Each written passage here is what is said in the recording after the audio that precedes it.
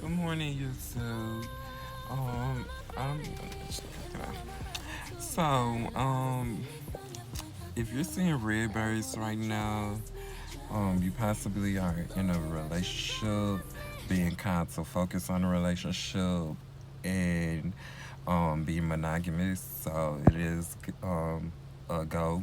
If you are pursuing someone or dating someone, also you could be seeing angel number 333. If you're seeing 333, then your angels are guiding you to make a major change in your love life. Love others as you will love yourself. You guys send you the highest vibrations